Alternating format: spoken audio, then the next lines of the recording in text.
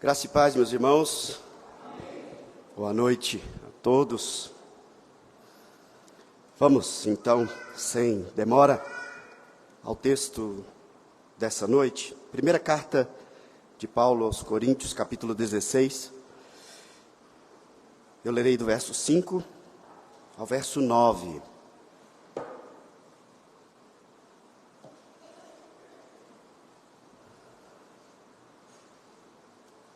A palavra do Senhor diz assim: Irei ter convosco por ocasião da minha passagem pela Macedônia, porque devo percorrer a Macedônia. E bem pode ser que convosco me demore, ou mesmo passe o inverno, para que me encaminheis nas viagens que eu tenha de fazer.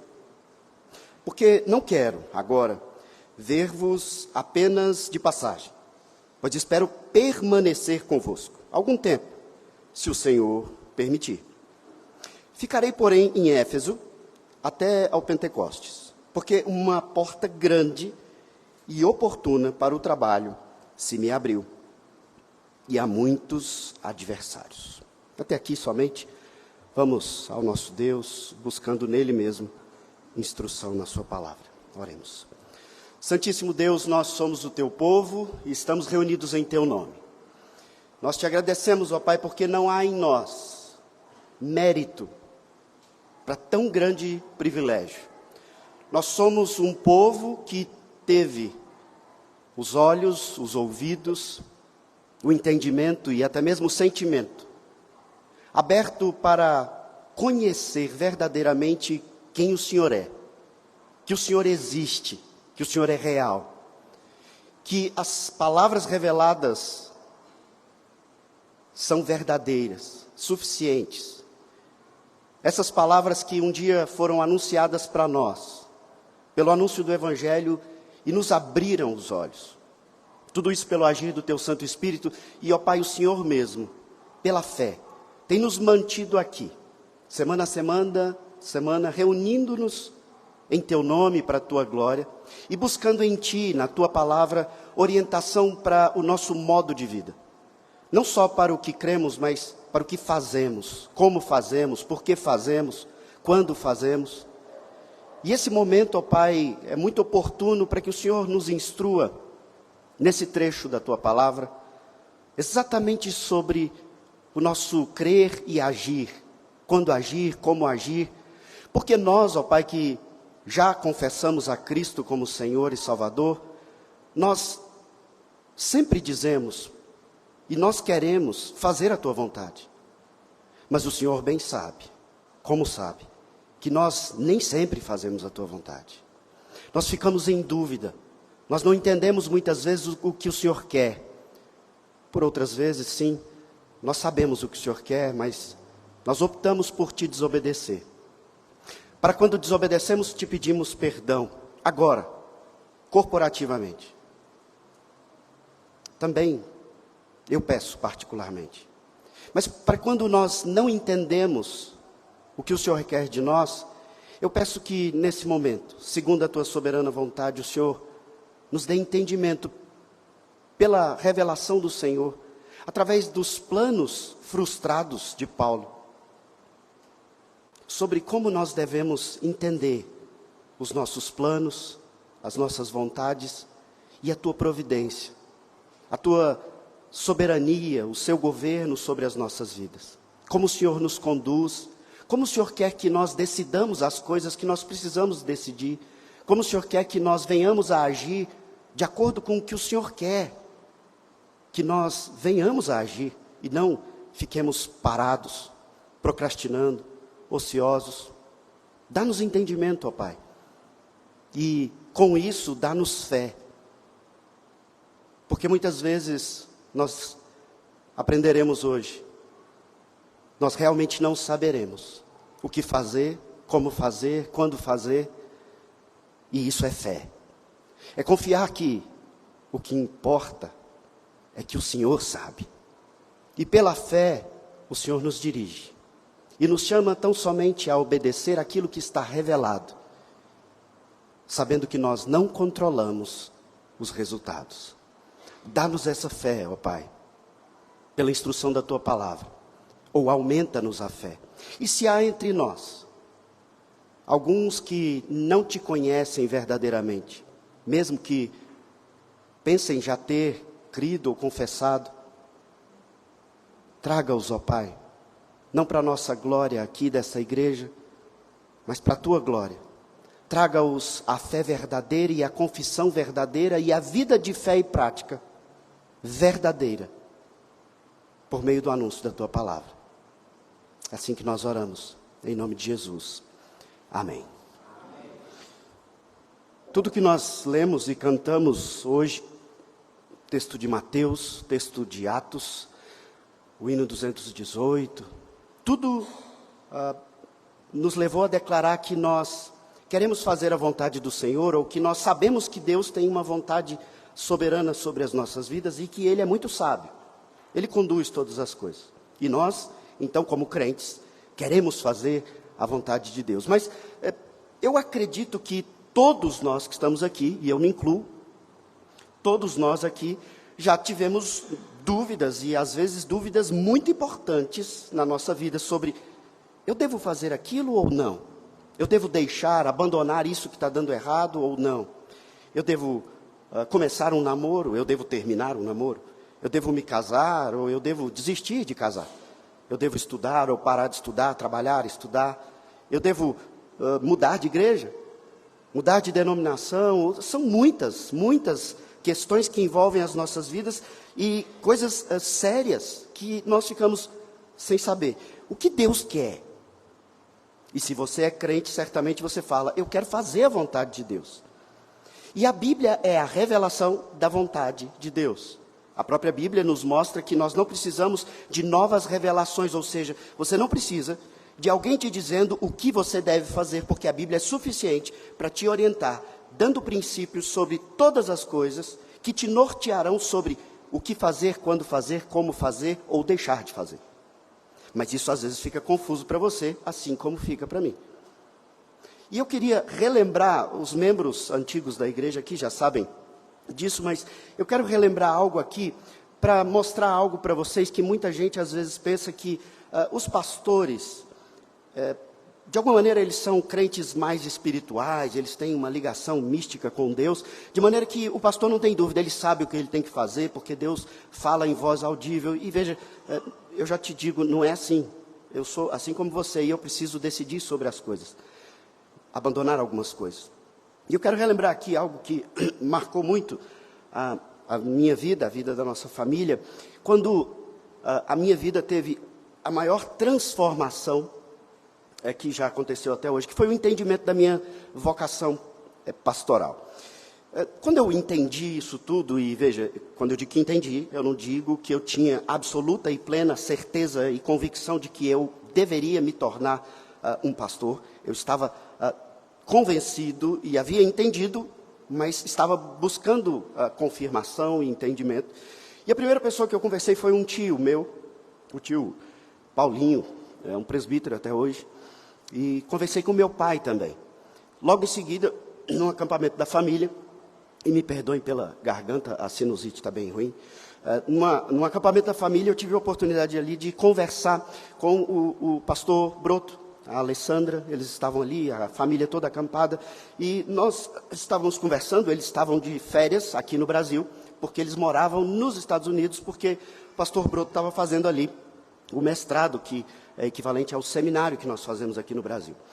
E naquela conversa, então, surgiu um grande plano, de que quando o pastor Broto se formasse, ele viesse para o Brasil, então eu assumiria o seu lugar, tanto no seminário como naquilo que ele cuidava ali, no que seria algo parecido com um orfanato, e desenvolvesse ali um trabalho.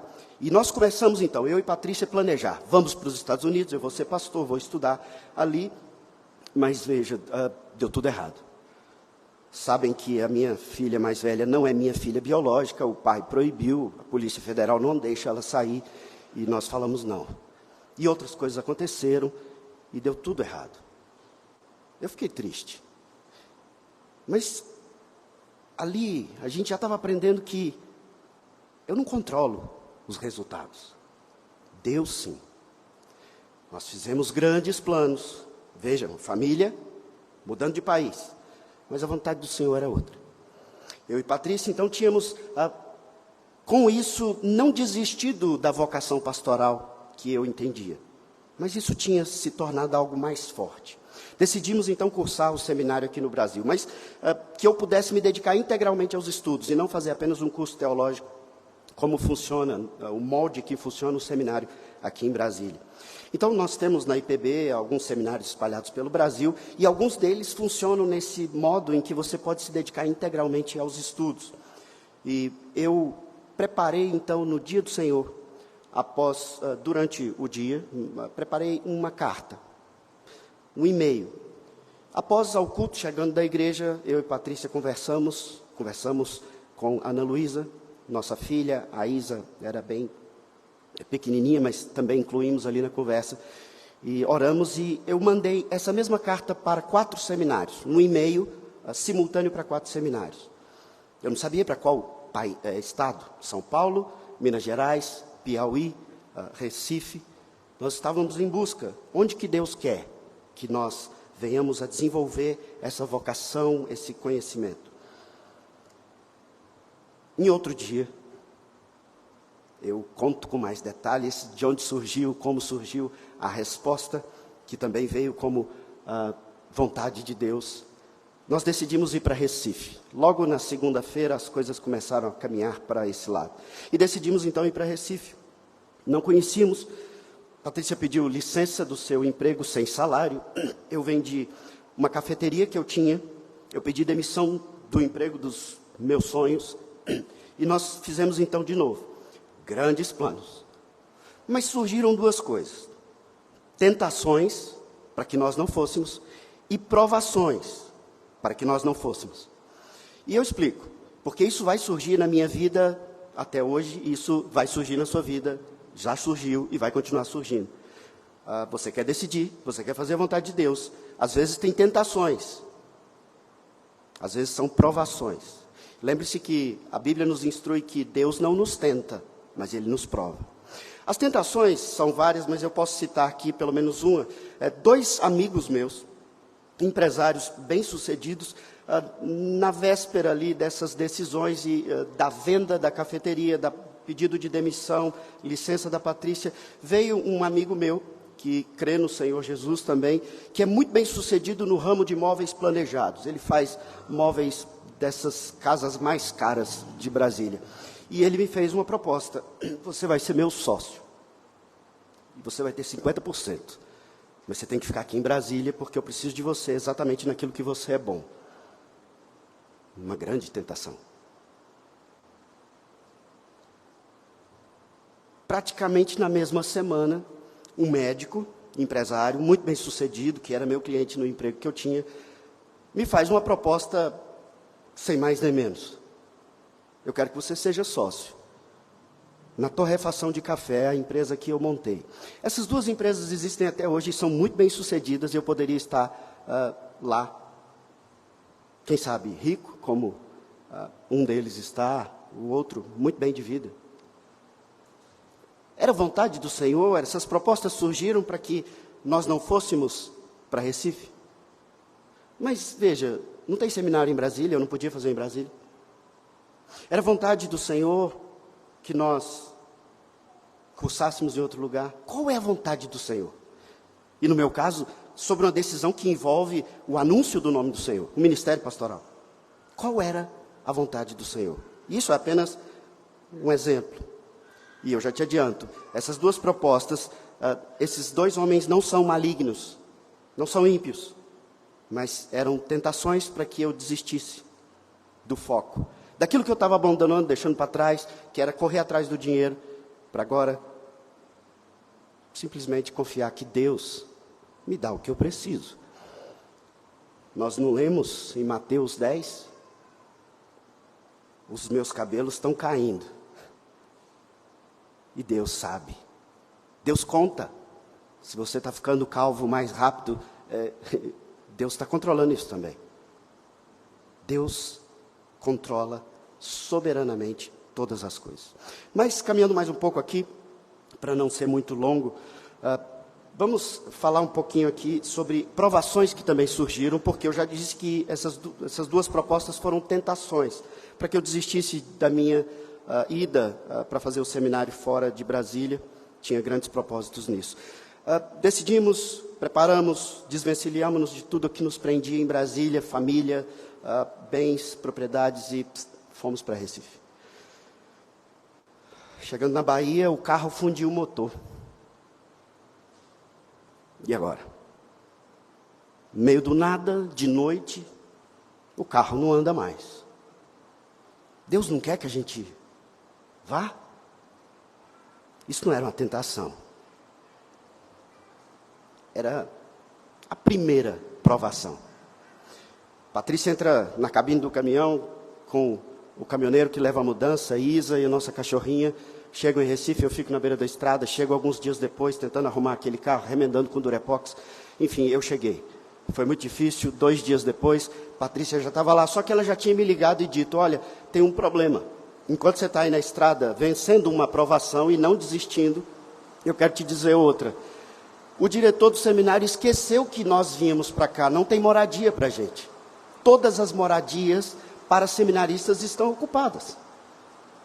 Ela viveu ali alguns dias de princesa, porque ela ficou hospedada na casa do diretor, e eu diria, é uma verdadeira mansão. Café da manhã, almoço, tudo pronto na mão dela. Mas isso acabou rapidamente, porque quando eu cheguei, a mudança já estava ali toda entulhada, num lugar que era um antigo depósito do seminário. E eu achei que era só o lugar para entulhar a nossa mudança, e a gente ficava ali naquele lugar tão bom, bem acomodado, mas eu descobri rapidamente, não é ali que vocês vão morar. Não tem moradia para vocês. Uma casa muito velha, construída na década de 50, completamente mal cuidada, vazando água para todo lado e cheia de problemas. Ali era a nossa moradia. E essa casa foi uma das outras grandes provações. Deus não quer, Ele não queria que a gente estivesse ali, Ele não queria que nós abríssemos mão de tudo. Eu diria para você que aquilo eu entendi claramente que não era uma tentação, era uma provação. Não era para desistir, porque na sua vida você vai ter que tomar decisões, e decisões que envolvem, inclusive, a vontade de Deus, a sua fé, mas às vezes tem tentações para te fazer desistir. Às vezes são provações. Nas duas situações, você deve persistir. Mas tem situações que Deus vai de fato dificultar para que você mude de direção. Você desista da direção que você estivesse indo. E o meu propósito aqui hoje, expondo esse trecho tão pequeno, que Paulo relata aqui para os coríntios os seus planos, é te mostrar que os planos de Paulo se frustraram. Deus fez com que Paulo mudasse de direção. E então, diante desse texto, nós nos deparamos com a grande doutrina da providência do Senhor. A doutrina que você, eu sei, não quer dedicar tanto tempo para ficar estudando, lendo a confissão de fé. Mas eu insisto com você hoje, eu queria que você essa semana lesse, estudasse sobre a provisão, porque entender a provisão de Deus é entender exatamente esse assunto. O que eu faço, o que eu não faço, quando eu faço, quando não faço, quando eu desisto, ou quando eu insisto. É uma tentação? É uma provação? Eu devo persistir ou apenas na flexibilidade mudar de destino?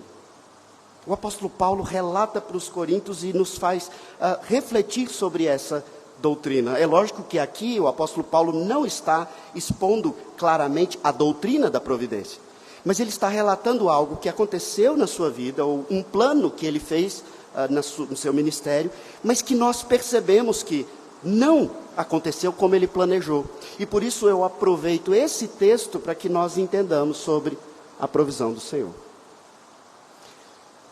E eu vou repetir algumas vezes nesse período que nós temos, e eu queria que você sempre lembrasse disso, decorado.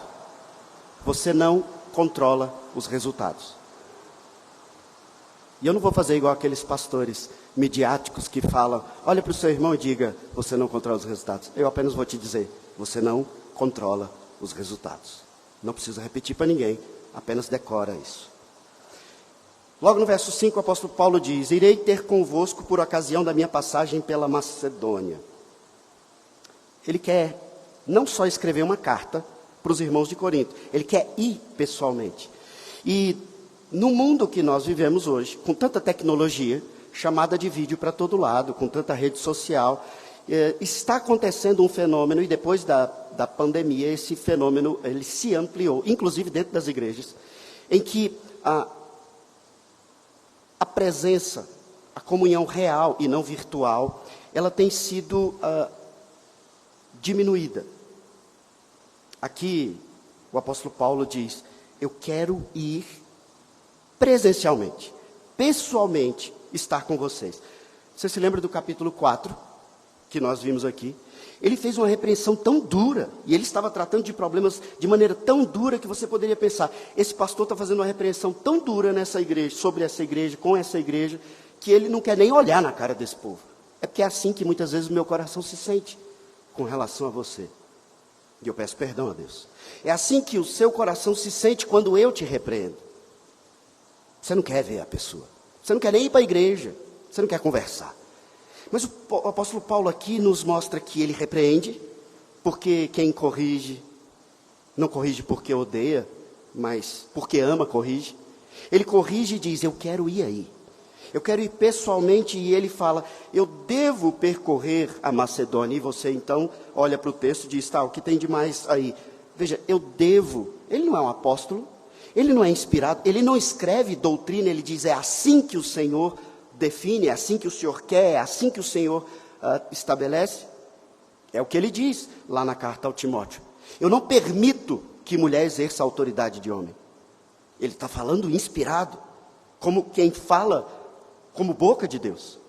Mas aqui, quando ele fala dos seus planos, ele diz, olha, eu devo percorrer a Macedônia, eu preciso ir lá. E quando eu estiver passando por ali, eu quero estar com você, com vocês. E veja, quando ele fala que deve, ele precisa ir lá, você diz, mas ele não colocou tanta dúvida assim. Veja, a partir do verso 5 em diante, até quando ele começa a falar da ida de Timóteo, fica bem claro que Paulo não está definindo, decretando como pastores pós-modernos de várias denominações fazem. Eu decreto, eu defino, eu determino. O apóstolo Paulo deixa bem claro. Ele diz no verso 6, e bem pode ser que convosco eu demore, ou seja, eu posso demorar, eu posso não demorar, eu não sei. Pode ser até que eu passe o inverno com vocês. Eu não quero ver vocês de passagem. E então ele usa outra palavra que pode trazer dúvida. Eu espero permanecer convosco, no verso 7. Veja que ele está colocando aqui para a igreja quais são os seus projetos, os seus planos. Mas quando ele faz planos, ele que é inspirado, ele sabe muito bem que ele não é onisciente. Ele não é onipotente. Não é ele que decreta as coisas, é Deus. Paulo entendeu algo que eu estou querendo fazer você decorar nessa noite. Ele não controla o resultado. Deus é quem controla.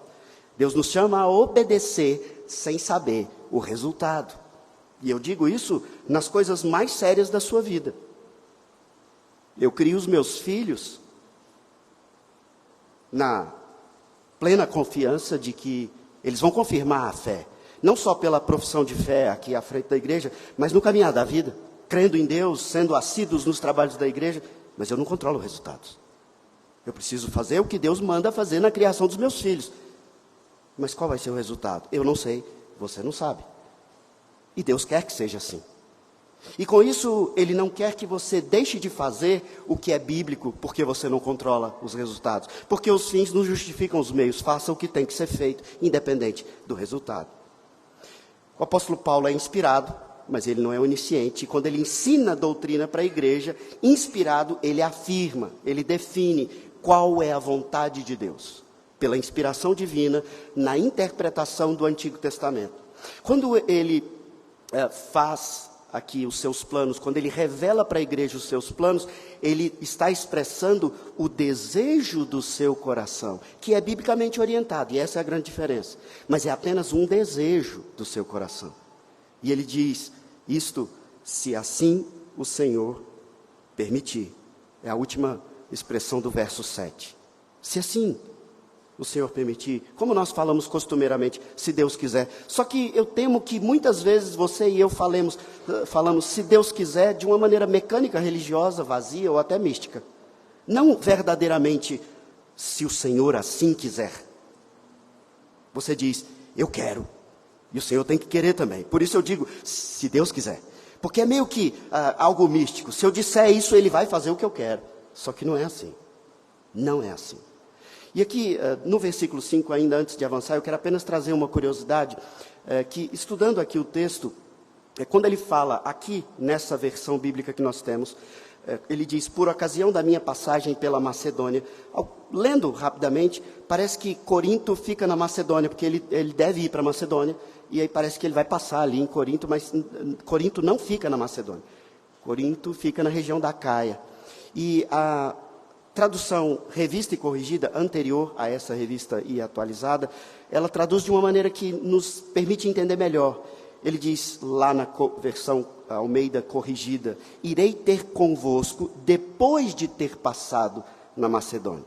E eu digo que isso é uma curiosidade, e você pode falar, mas que diferença isso faz? Faz diferença porque ele está deixando claro aqui, a versão corrigida é melhor na tradução do texto, porque ele vai a Corinto, nos seus planos, depois de ir à Macedônia.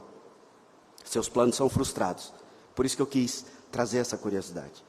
Ele disse, eu vou visitar vocês, depois que eu passar pela Macedônia, porque eu não quero passar correndo aí. Lá na Macedônia tem as igrejas dos filipenses, tem a igreja dos tessalonicenses, ele vai passar ali por aquelas igrejas, mas ele quer passar um tempo maior em Corinto, porque a proporção da necessidade do cuidado pastoral presencial em Corinto é maior. Leia a carta de Filipenses, leia a carta de Tessalonicenses e leia a carta de Corinto. Problemas graves. E um pastor verdadeiro, ele não foge dos problemas. Sabe por quê? Porque ele sabe que ele não controla o resultado. Ele só tem que fazer o que Deus manda fazer. E o resultado é com Deus. Essa situação aqui, que ele coloca de Macedônia, de Corinto, inclusive vira assunto da segunda carta de Coríntios. Porque Paulo faz esses planos de viagem, mas não aconteceu como ele planejou. Ele teve de ficar 3 meses, e mais ou menos aquele período que ele planejou ficar em Corinto, mas ele teve que ficar esses 3 meses na Grécia. Os irmãos de Corinto e um grupo que já não gostava de Paulo, começa a difamar o seu nome dizendo, está vendo? Paulo é um mentiroso. Ele disse que vinha, mas não veio. Está demorando. Ele disse que demoraria, passou rapidamente. E eles começam a acusar Paulo de ser leviano em suas promessas. E a segunda carta, então, logo no início, se você tiver a oportunidade, leia, é só virar uma página na sua Bíblia, mas não agora. Você vê que no capítulo 1 ele já fala, eu não fui leviano com vocês. Eu fiz planos, de maneira honesta, mas eu não controlo os resultados. As coisas aconteceram de outra forma, mas os meus planos, o meu desejo, a minha intenção é bíblica. E isso amplia o nosso entendimento sobre o conhecimento dos movimentos de Paulo, suas intenções e a soberania e a providência do Senhor. Pois bem, no versículo 6 ele diz mais uma vez, e bem, pode ser que convosco me demore, eu mesmo passe o inverno, para que me encaminheis nas viagens que eu tenho de fazer.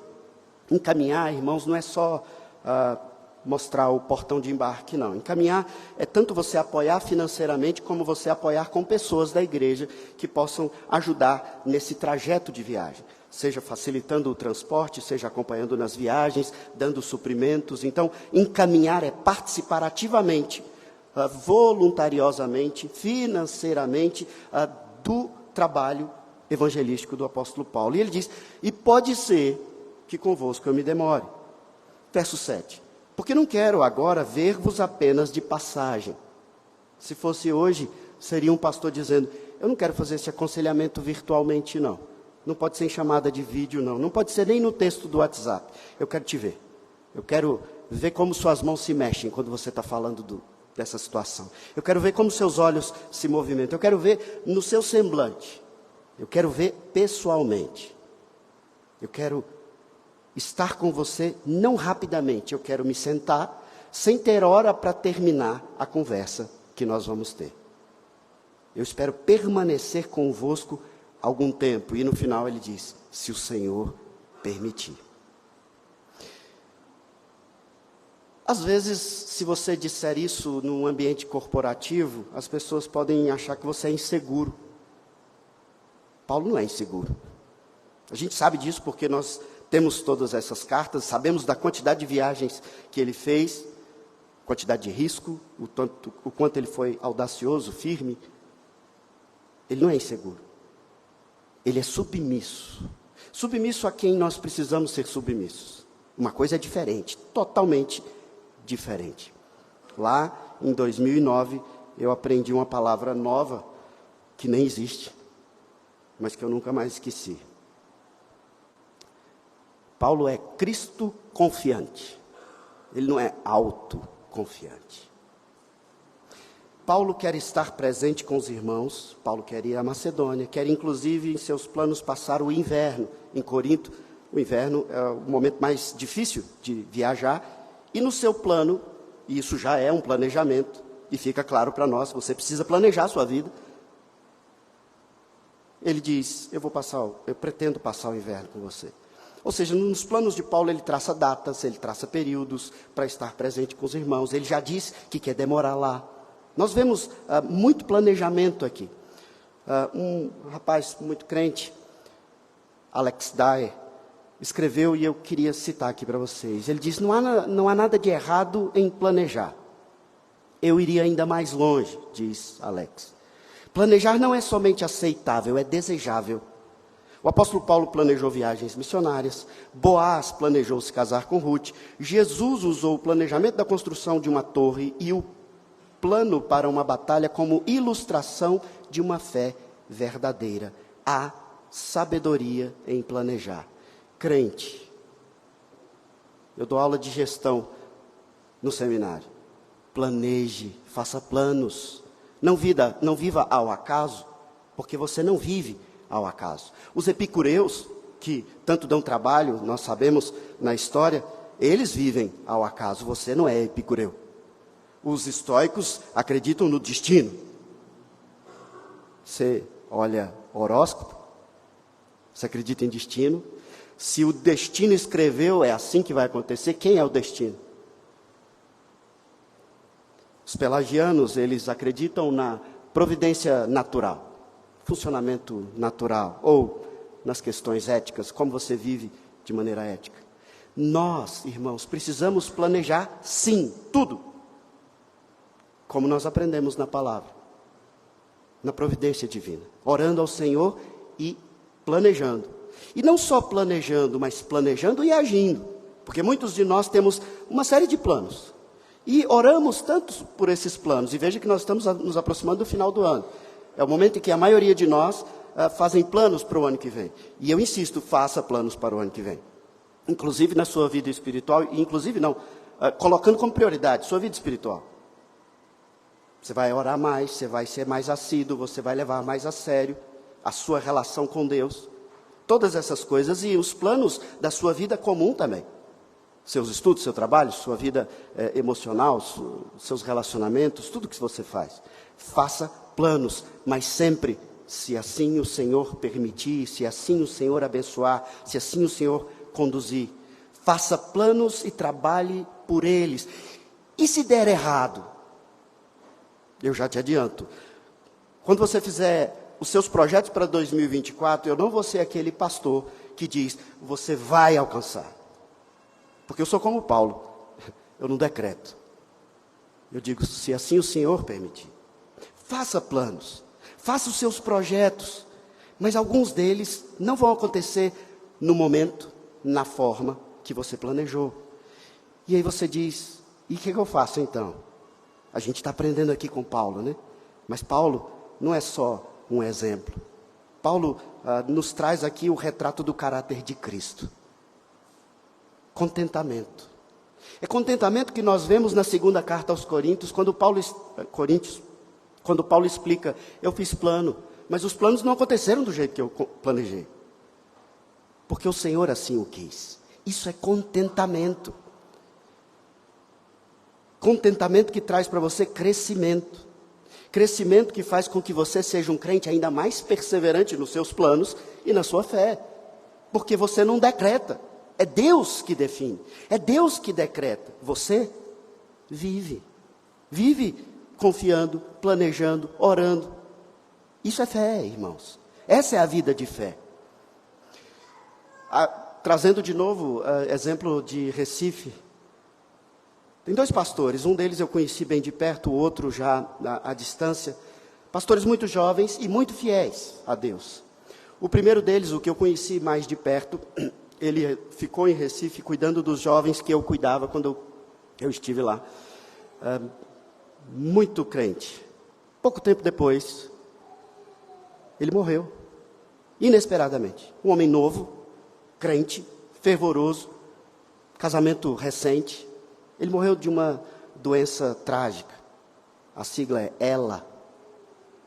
Musculatura toda enfraquecida ao ponto do seu tórax não funcionar e ele morreu sem respirar. A esposa, sozinha. O outro pastor eu não conheci de perto, está lá. Pastor dos jovens, da mesma igreja. Acabou de descobrir câncer, estado terminal. Pouco tempo de vida. E agora? Deus não queria que aqueles homens fossem pastores. Um deles ainda é. Deus não queria que eles se formassem no seminário e cuidassem das igrejas por longos e longos anos. Por que eles morreram logo no início do ministério? Perdão, um deles morreu logo no início do ministério. O segundo está lutando com a doença. Contentamento, crescimento, perseverança, fé. Ele é o Deus da providência, entendam. E todo pastor precisa entender isso, todo crente precisa entender isso. Deus não precisa de você para salvar ninguém. Deus não precisa de mim para salvar você. Ele é o Deus soberano. Ele apenas nos chama e nós temos que agir de acordo com a providência dele, de acordo com a palavra dele. No verso 7 ele diz: eu não quero ver-vos apenas de passagem, pois espero permanecer convosco algum tempo. E como eu disse, ele quer ficar um tempo com aqueles irmãos, com aqueles pastores, que eram os irmãos que estavam falando mal dele, duvidando do apostolado dele, trazendo uma série de problemas, tinha enteado, tendo relações com sua madrasta. E a igreja não fazia nada, não tinha disciplina. Um envaidecimento gigantesco por causa dos dons de profecia, dons de língua. Problemas graves. E ele diz, como um pastor que corrigiu, eu quero estar com vocês. Muitas vezes quando na igreja nós temos que disciplinar, admoestar, exortar, o comportamento já é bem previsível. Assim como crianças, né? Eu já fiz isso, já contei para vocês aqui em outra ocasião. Quando os pais falam mais duro, quando corrigem, e a gente é bem novinho, a gente diz, eu vou fugir de casa, eu vou embora, vou sair dessa igreja. Não é assim que a gente faz? O pastor não me entende, o conselho está marcando, vou trocar de igreja. Criança, mimada. A gente corrige porque tem que corrigir, e a correção, a admoestação é exatamente o instrumento de Deus para te colocar no caminho certo, quando você está indo para o caminho errado.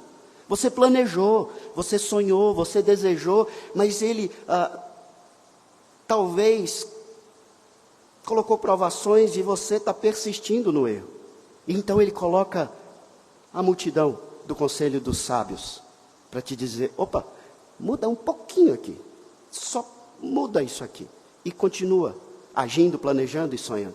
Mas você, como uma criança mimada, diz, vou trocar de igreja, não aceito, o pastor não me abraça, o pastor não me ama. Paulo fala duramente, 1, 2, existe a terceira carta, que muitas vezes é chamada por nomes difíceis, porque talvez fosse a carta mais pesada. Mas ele diz, eu vou estar com você. Porque é isso que Deus me chamou para fazer. Nós ficamos frustrados, emburrados, quando Deus simplesmente está corrigindo o nosso caminho. E você diz, eu quero fazer a vontade de Deus. E Deus vai lá e te mostra, te corrige, vai corrigindo a orientação da sua viagem, como um plano de voo, que a torre orienta o piloto do avião. E você diz, não, eu não quero obedecer o GPS, eu não quero obedecer o plano de voo, eu não quero obedecer a palavra. Eu quero ir por aqui, onde ninguém nunca passou. Eu sei que você diz que quer fazer a vontade de Deus, e às vezes a vontade de Deus não aparece no outdoor bem grande escrito para você. Faça isso. E aí você então fica flutuando entre as duas coisas. Ou você não faz nada, até ter absoluta e plena certeza do que você tem que fazer. Ou então a gente traça um rumo e se enche de ansiedade querendo fazer tudo e as coisas vão dando errado e a gente continua insistindo e, como se diz por aí, a gente dá murro em ponta de faca, vai batendo com a cabeça na parede. E às vezes nós somos mais audaciosos, porque nós somos crentes. Então a gente confia em Deus, ou a gente acha que conhece a Deus, e aí a gente então inventa umas mandingas evangélicas. A gente tenta testar Deus. A gente diz assim, ó, se o Senhor quiser que eu vá para ali, então eu vou pedir para Ele fazer chover. Mas se Ele quiser que eu vá por ali, então eu vou pedir para Ele mandar só um raio, sem chuva. Não é assim, irmãos. Não é assim que Deus nos orienta. Ele nos deu a palavra dEle. E você diz, mas tem exemplos bíblicos na palavra dEle, de pessoas que fizeram assim. E eu até concordo que tem algumas situações na vida de algumas pessoas que Deus estava revelando que Ele é soberano, que Ele conduz e que Ele conta até o fio de cabelo da sua cabeça. Mas nós precisamos levar em consideração que a Bíblia agora, hoje, ela está completa. Ela é suficiente para te direcionar. E aí você diz, mas pastor, a Bíblia não me diz, como no outdoor, bem claro, faça isso, ou não faça isso. Ela pode até não dizer diretamente, mas eu te garanto, por todos esses anos estudando sobre isso, que ela te dá todos os princípios para as suas decisões. Todos. Por isso que nós dizemos que ela é suficiente. Ela não te diz exatamente o que fazer ou o que não fazer, mas ela te dá um princípio claro sobre que direção seguir, o que fazer e o que não fazer. Eu não preciso que exista um versículo dizendo, não use cocaína. Eu sei que eu não devo usar. E a Bíblia me dá princípios claros sobre isso. As dificuldades que vão surgir no seu caminho nem sempre são para você desistir. Como eu disse, às vezes são provações para te fortalecer. Outras vezes serão sim. Deus está querendo corrigir o seu caminho. Melhorar a sua decisão, para que você possa continuar planejando e agindo, mas com algumas correções de rota. Existe o que você deve planejar, fazer, de acordo com os princípios bíblicos, e você segue nesse caminho. O resto é com Deus. Eu vou repetir mais uma vez, porque eu não quero que você se esqueça, você não controla os resultados. Você faz o que os princípios bíblicos definem. Por isso nós estamos sempre aqui estudando sobre a confiança em Deus. Se você soubesse o que é para fazer de maneira objetiva, como no outdoor, apenas ordenado, não seria exercício de fé, concorda comigo? Seria como no militarismo, o general dá uma ordem e você obedece. Você nem sabe às vezes por que você está fazendo, mas você faz. Mas com Deus é diferente. Ele é o general, o rei dos reis, o senhor dos exércitos. Mas Ele nos dá princípios bíblicos, porque Deus quer nos fazer crescer em fé. E se Ele te disser exatamente o que você tem que fazer, você apenas está fazendo, mecanicamente, não é fé. Fé é a certeza do que não se vê. É a certeza de que Ele existe. Você não precisa dizer, se você existe, então, sei lá, manda um raio, um trovão, interrompe a chuva. Não, Ele existe. Fé é confiar que Ele existe, é saber que Ele existe, mesmo que vocês não estejam vendo Ele com seus olhos. Saber o caminho para o qual seguir é um exercício de fé. Saber que Ele controla todas as coisas, até o fio de cabelo da sua cabeça. E então, confiado na soberania e na providência dEle, você ora, age conforme os princípios bíblicos e crê. Essa é a vontade de Deus. Então, claramente, quando não é vontade de Deus? Quando está ferindo qualquer princípio bíblico. Se você tem um plano, se você tem um planejamento, e para fazer aquilo você vai ter que de alguma maneira pecar, ou fazer alguém pecar, eu já te disse agora, não faça. Nem planeje, muda. Mas e quando você traça um plano, como eu exemplifiquei aqui a minha história, estou indo para Recife, não tem pecado, eu vou fazer o seminário, princípio bíblico, ok, mas as coisas começam a dar errado, então você vai continuar persistindo, perseverando, mas mesmo assim, a exemplo do que Paulo nos relata, ele fez planos, ele é um homem crente, o propósito é bíblico, a ordem foi de Cristo, ide por todo mundo anunciar o evangelho a toda criatura, ele está querendo anunciar, mas as coisas estão dando errado. mas elas não estão dando errado no plano divino. Sabe por quê? Quando Paulo diz aqui no verso 9, eu ficarei, porém, em Éfeso até o Pentecostes, porque uma porta grande de oportunidade para o trabalho se me abriu. Sabe qual é a porta grande de oportunidade? Paulo escreve essa carta de Éfeso. Ele estava tendo uma oposição tremenda. Todos os artesãos, todos os trabalhadores ali da cidade que faziam aquelas imagens e tudo aquilo relacionado a todo tipo de adoração de ídolos em Éfeso, eles estavam querendo matar Paulo. Havia os religiosos, havia os judaizantes, todo mundo queria perseguir Paulo, e ele disse: está dando certo, porque tem gente convertendo e isso está incomodando os que não entenderam o Evangelho, os que não conhecem o Evangelho. Essa é a porta grande. Às vezes, Deus vai conduzindo as coisas de maneira que os planos de Paulo dão errado. Mas Paulo diz, tem coisa boa acontecendo. E aqui ainda está dentro desses planos que ele está fazendo, mas essas portas vão se abrindo. Paulo queria ir para a Espanha, não deu. Deus abriu outras portas.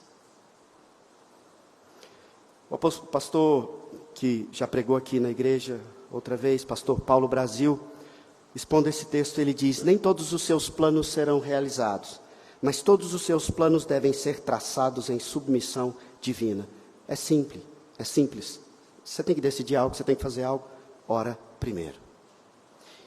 Conheça a Bíblia profundamente, por isso nós insistimos constantemente, leia a Bíblia, interpretando-a de maneira correta, não mística e errada. Leia a Bíblia, porque você vai conhecer os princípios bíblicos. E então, de acordo com os princípios, você vai traçar os seus planos. Quais são os seus planos para 2024? Qual a prioridade desses planos? Quais são os seus projetos? Quais são as coisas que precisam ser mudadas na sua vida? Primeiro, ore, depois olhe os princípios bíblicos. E eu ainda te dou uma outra opção, que não anula as duas primeiras.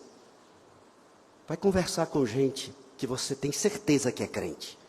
Gente que você tem certeza que tem muita maturidade bíblica. Gente com o pé no chão. Não é gente inconstante. Não é gente que ora é muito crente e ora é fraco. Não estou desmerecendo ninguém. Estou apenas te dizendo, procure essas pessoas que são referência de fé para você. O ideal é que você procure o conselho da sua igreja. As pessoas que são chamadas por Deus para te pastorear. E sabe por que eu digo que esses são os mais importantes para você pedir conselho? Porque você goste ou não, como alguns de Corinto não gostavam de Paulo, você goste ou não de mim ou de qualquer presbítero, você acha que o conselho toma decisões erradas, você acha que esse presbítero é fraco, que esse presbítero é falho, Deus chamou ele para cuidar de você. E às vezes o seu ego é tão grande que você diz, ele é muito fraco para me orientar. Mas Deus faz dos fracos os fortes, dos últimos os primeiros. Esse já é um primeiro passo para você entender o que você precisa fazer na sua vida. Esse assunto é tão importante e ele é tão profundo que nós poderíamos passar aqui dias estudando. Para te dar um pouco mais de oportunidade, e aqui como pastor de vocês, eu peço, estude esse assunto. Eu sei que você não está interessado no assunto, mas você está interessado em saber o que você tem que fazer. Essa semana, esse mês, ano que vem, e você não quer errar, porque você quer que Deus te abençoe. A decisão é importante. Então estou te dizendo claramente hoje, estude sobre a providência de Deus.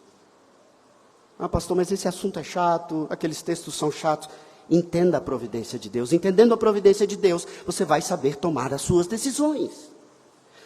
Capítulo 5 da nossa Confissão de Fé de Westminster. Teologias sistemáticas, eu tenho, posso te emprestar, posso te recomendar. Teologia bíblica, capítulo 5, Confissão de Fé de Westminster, diz, seção 1, pela sua muito sábia providência, segundo a sua infalível presciência, e o livre e imutável conselho da sua própria vontade, Deus, o grande Criador de todas as coisas, para louvor da sua glória, da sua sabedoria, poder e justiça, bondade e misericórdia, sustenta, dirige, dispõe e governa todas as suas criaturas, todas as ações e todas as coisas, desde a maior até a menor.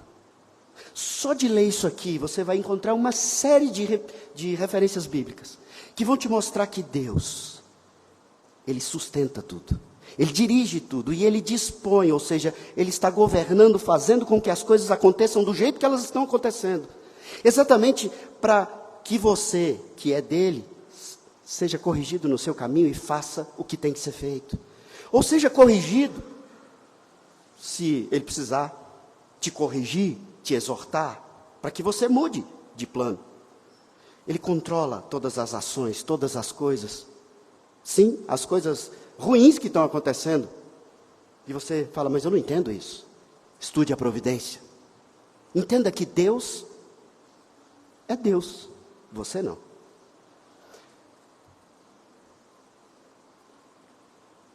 Tiago nos deu uma orientação muito clara na sua carta, que eu acho muito importante para você, quando ele diz, Tiago 4, verso 13, atendei agora vós que dizeis, hoje ou amanhã iremos para a cidade tal, e lá passaremos um ano, negociaremos, teremos lucros.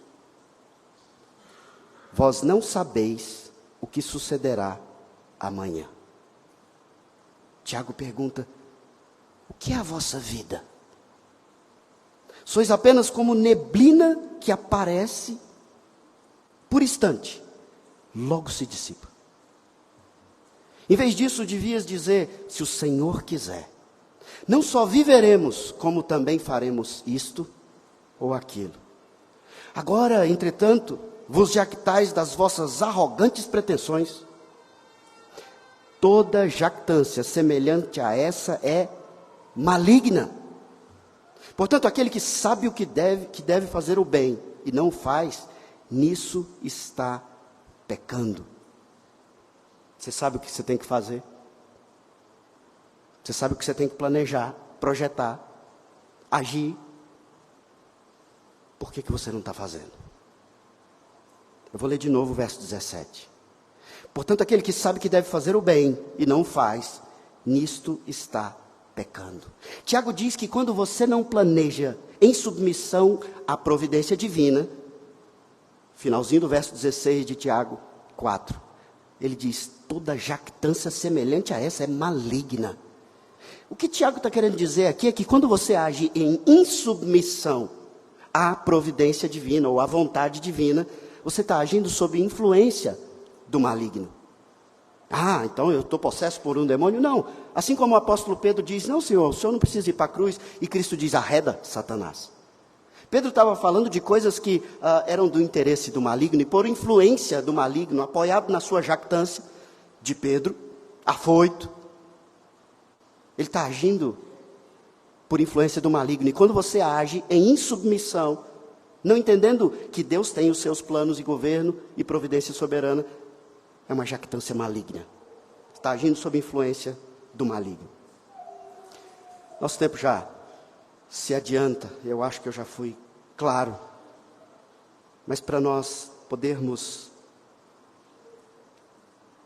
fechar melhor esse assunto e ir para a mesa que nos mostra que você não fez nada e a providência dele te deu tudo, eu queria ser o mais objetivo que eu puder.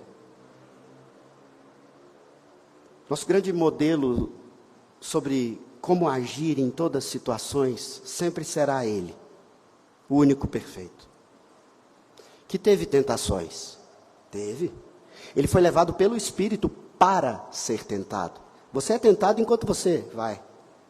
Ele foi levado para ser tentado. E é 100% homem.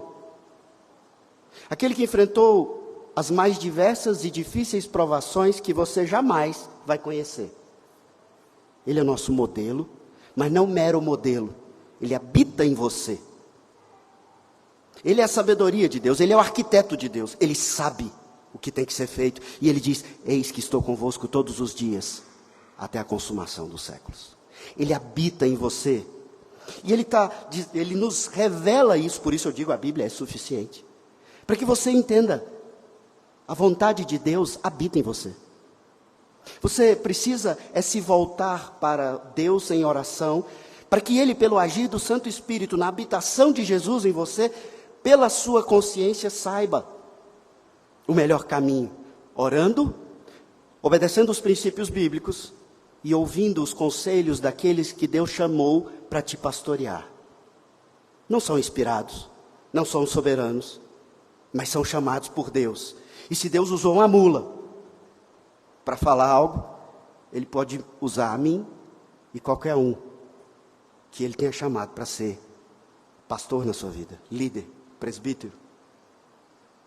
Cristo, esse grande padrão e modelo que habita em nós, Ele deixou bem claro nos evangelhos que a sua verdadeira comida, ou seja, o seu alimento de vida, é a vontade do Pai. Ele disse que a verdadeira alegria, muito mais do que para mim e para você, eu imagino, é fazer a vontade do Pai. Ele disse que a vontade, a vida dele, era só para fazer a vontade do Pai. Ele repete isso inúmeras vezes. E no momento que antecede a cruz, ele faz exatamente o que eu estou tentando transmitir para vocês antes de irmos para a mesa. Ele, como um homem que era, mas 100% Deus, nas vésperas da cruz, ele ora. Ele pede apoio para aqueles que estão com ele em fé. Eles dormem, eles são falhos, mas ele ora. E quando ele ora, ele diz: Pai, se queres, ou seja, se é a sua vontade, passa de mim esse cálice. Contudo, não se faça a minha vontade, e sim a tua vontade. Então apareceu um anjo do céu que o confortava. Essa tem que ser a sua busca pela decisão do que você deve fazer. Pai, eu quero fazer isso, ou eu não quero fazer isso. Mas se essa for a tua vontade, faça assim. A palavra de Deus nos diz que Ele sempre ouve a nossa oração e Ele sempre responde a nossa oração. Nem sempre é de acordo com a sua vontade, mas Ele sempre ouve e Ele sempre responde. Se você fizer orações assim, sinceramente, irmãos, Ele vai conduzir, e quando as coisas derem errado, não tenha medo. Deu errado para você, mas Ele está te conduzindo. Está acontecendo certo, porque qualquer um pode olhar para a cruz e dizer: deu tudo errado. Mataram o Filho de Deus. Ele veio para nos salvar, mas morreu. Deu tudo errado. Não, deu tudo certo. Porque essa era a vontade do Pai. E Cristo, como homem, enfrentando ali a agonia, as vésperas da morte, Ele diz: Pai, passa. Mas não faça a minha vontade, não. Eu vou fazer o que tem que ser feito, porque a minha verdadeira alegria é a tua vontade. Meu verdadeiro alimento é a tua vontade. Quem de nós ora assim? Se você ama alguém e está do lado do leito de morte dessa pessoa, você ora assim? Se você tem que abrir mão de algo que você ama muito, será que você ora assim? Será que você está disposto a abrir mão de você, como Cristo abriu mão dele, para cumprir a vontade do Pai? Entendendo que a vontade do Pai é boa, perfeita e agradável, e porque em seguida, no dia do Senhor, Ele ressurge, é glorificado, e hoje Ele governa à direita do Pai, pleno de alegria, pleno de vontade, apenas aguardando que se complete o número dos eleitos, todos sejam glorificados e nós estejamos com Ele. O texto de Lucas é agoniante para nós, porque nós percebemos o sofrimento de Cristo, de alguém que se submete a uma vontade que dói, que é ruim, que põe diante dele uma provação gigantesca. Mas o texto nos mostra que então apareceu um anjo do céu que o confortava. Irmãos, a Bíblia nos mostra que Deus não precisa enviar um anjo para te confortar quando você estiver enfrentando uma provação. Sabe por quê? Porque em Pentecostes foi derramado, de uma vez por todas, historicamente, definitivamente, o Consolador. O consolo está em você. Ore. E quando estiver difícil, Ele já está com você. E Ele há de te consolar na maior provação. Ele há de te fortalecer na pior tentação.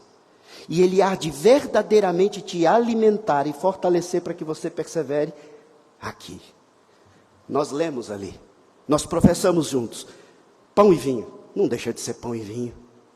São elementos visíveis, símbolo de um alimento espiritual, real. O Consolador habita em você e o Consolador te fortalece para que você persevere fazendo a vontade do Pai.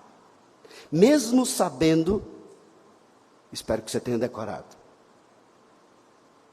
você não controla o resultado. Ele controla. E o que Ele controla te deu a salvação. Você nem sabia. Você nem existia.